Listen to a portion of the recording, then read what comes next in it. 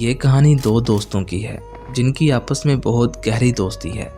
एक का नाम सबूर और दूसरे का नाम अरमान है। सबूर मुझे बताते हैं कि मैं उस वक़्त 6 साल का था जब पापा हमें बेहतर तालीम के लिए गांव से शहर ले गए थे। हम वहां बहुत खुश थे। हम 4 बहन भाई हैं, 2 भाई और 2 बहनें। रावलपिंडी जाने से पहले मेरे बड़े भाई और एक बहन की शादी हो गई थी। बड़े भाई और भाभी हमारे साथ रहते थे। हमने रावलपिंडी में 11 साल गुजारे। भाई हमारे साथ ही रहते थे। फिर एक दिन भाई ने कहा कि वो अब हमारे साथ नहीं रहेंगे और वो अलग हो गए। मेरे वालिद गाड़ी चलाते थे और हमारा गुजारा वहाँ पर मुश्किल था। मकान का किराया, बिजली, गैस और पानी के बिल, हमारे स्कूल की फीस, वालिद के लिए अकेले ये सब बर्दाश्त करना बहुत मुश्किल था। फिर से एक दफ़ा वापस हम गांव आ गए। उस वक़्त मैं 8वीं क्लास में पढ़ता था। गांव आके मेरे वालिद ने गांव के सरकारी स्कूल में मेरा दाखिला करवा दिया। उसी दौरान भाई भी वापस गांव आ गए।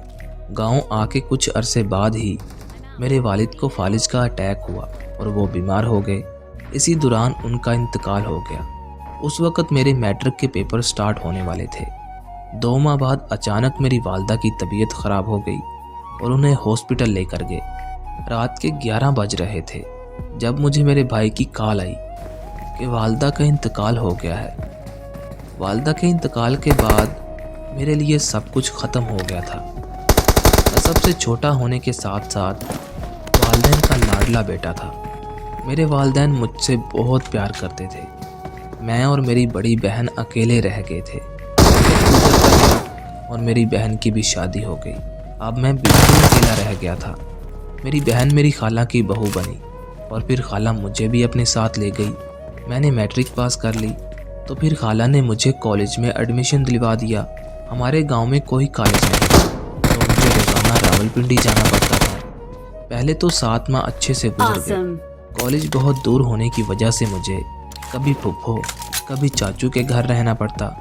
रोज़ उनसे आने जाने के लिए किराया लेना और उनके रवैये से तंग आके मैंने कॉलेज जाना ही छोड़ दिया। गांव में अपने वालिदैन के इंतकाल के बाद भाई ने गांव में किराने की दुकान डाल ली थी और मैं उनका हाथ बटाने लगा।